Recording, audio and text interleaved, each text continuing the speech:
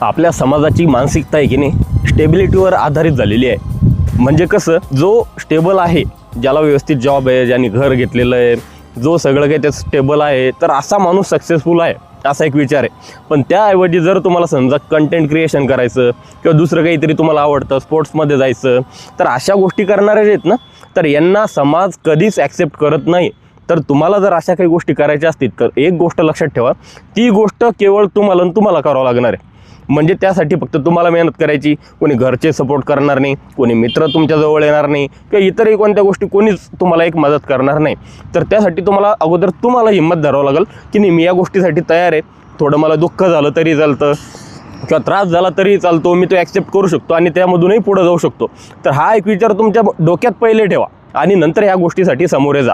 म्हणजे काय, तुम्हाला मेहनत करताना दुःख नाही होणार. आणि एक गोष्ट क्लिअर राहील की आज न उद्या तुम्हाला सक्सेस मिळणार आहे. तर तुम्ही फक्त मेहनत करत राहा, आज न उद्या सक्सेस भेटतंय पहा. चला, लाईक करा आणि फॉलो करा. बाय.